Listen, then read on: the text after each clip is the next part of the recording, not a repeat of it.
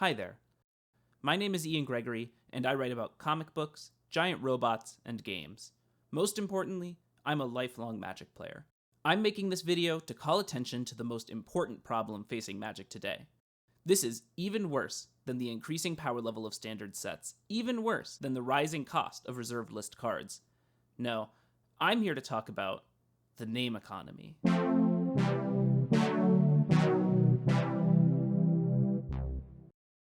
What do I mean when I refer to the name economy? I know it's not a very common phrase on serious Magic discussion boards. In fact, I'm pretty sure I made it up myself. As you know, every card in Magic the Gathering has to have a unique name. There are a lot of good reasons for this. Cards have to be distinct entities in the rules, and there are plenty of cards that will ask you to name a card. This means that there can only ever be one Lightning Bolt, and that anything that shares that name must be exactly the same in the rules. As of the release of Kaldheim, there are 21,268 unique names, which is definitely a lot. But why worry about the name economy now? I mean, after all, Magic has been chugging along for decades without having to worry about its naming scheme. Well, in 2015, there were 15,404 unique names. That means that, in the first 22 years of Magic's history, the game added around 700 names a year. But in the last 5 years, Magic has added names at around a rate of 1,100 per year. And we're getting more and more sets every year that involve new names, less reprints, and more cards. Look at the 2021 release schedule. 6 full sets of new cards, not counting whatever Time Spiral Remastered is going to be. Compare this schedule to the one from 2010, just 4 full sets. Big reprint sets like Modern Masters have been replaced with sets like Modern Horizons and Commander Legends, which add new unique names. And I couldn't care less about the effects these sets have had on their respective formats, but instead think of the names. Every time a developer at Wizards gives a card a name, that combination of letters is struck from the list. I know, by the way, that this issue is different in other languages, but Magic is designed in English, and that's the language I play in, so that's what I'm sticking with. Let's think about what card names actually look like. Creatures have it fairly easy. They're often named after something local to their set, even if they themselves aren't legendary. Let's call these names with proper nouns.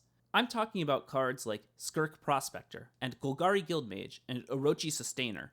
We'll never run out of names like this. However, instants and sorceries usually don't have names with proper nouns.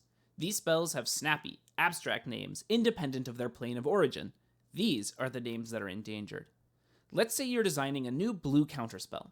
Here's a list of all of the names of blue counterspells that have just one word in them. Let's say we wanted another one. What are our options here?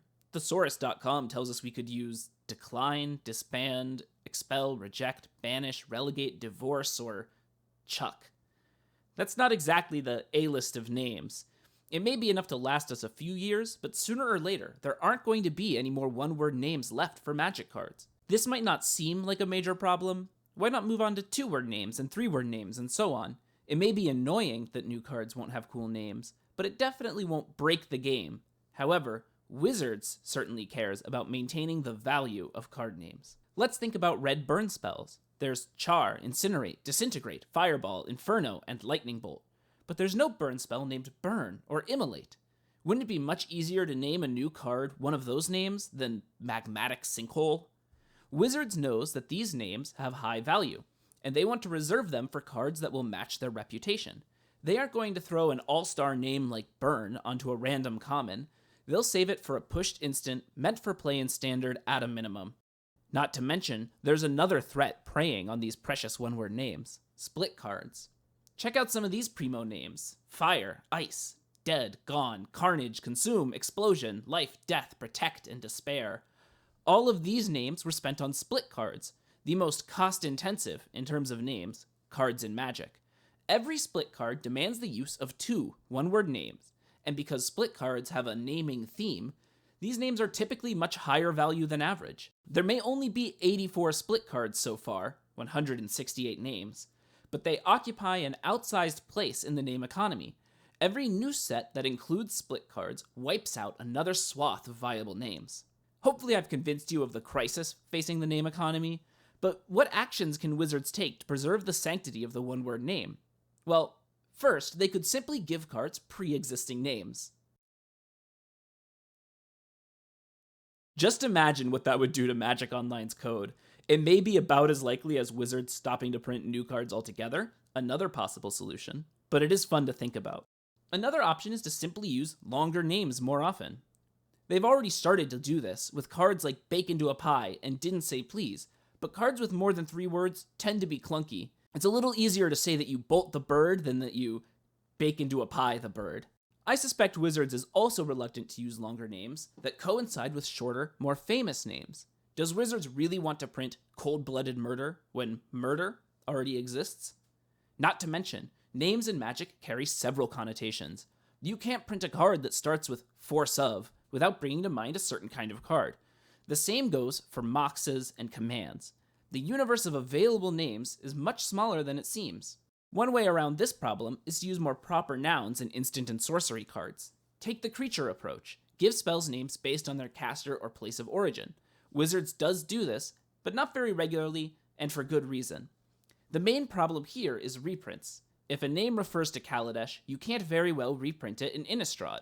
Wizards is reluctant to do a functional reprint by reprinting the same card with a different name, because common spells are much more likely to see eternal play than common creatures. It wouldn't be good for Wizards to accidentally enable a modern combo deck to play 8 copies of an instant because they functionally reprinted it to get around the name. If one of these spells gets a lot of play and becomes expensive as a result, it's really hard to reprint and bring down the price. This is what I like to call the Inquisition of Kozilek problem, which was a $15 uncommon in 2016. This is still an issue today. Wizards has yet to properly reprint the Scars of Mirrodin fast lands, like Copperline Gorge and Seachrome Coast. Their limited play has kept the price down, but I consider these cards to be something of a ticking time bomb. Eventually, they'll balloon in price, and Wizards will have to scramble to find a place for them. That's why the enemy color fast lands have generic names, unlike the original cards in the cycle. I haven't talked much about lands, but Wizards has strayed away from using proper nouns in land names of late, with the exception of Ikoria. This means that there exists a name economy for lands, too. At the very least, we're going to see weirder and weirder names used to refer to lands.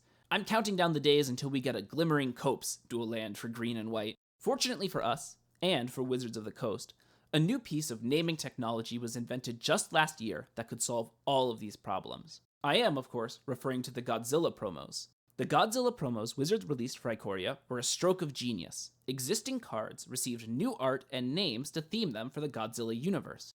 Beneath their promotional name was their official rules name, meaning you can name Titanoth Rex with Meddling Mage while still blocking the play of Godzilla Primeval Champion. Another plus side of this choice was to allow Gigan to exist as a black-bordered Magic card without interfering with the complex, well-crafted lore of Magic's original characters, like Teferi, Urza, or Negan from The Walking Dead.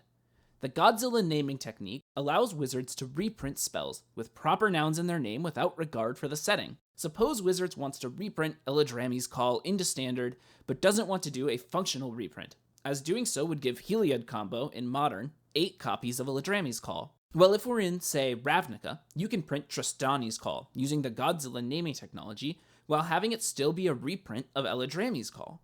This dodges concerns around price inflation, as the only reason to prefer one over the other is personal preference. All cards in Magic will still have a single name in the eyes of the law, and are therefore functionally identical. Wizards can use proper nouns and names without worrying about cost or reprintability, therefore preventing themselves from running out of usable names.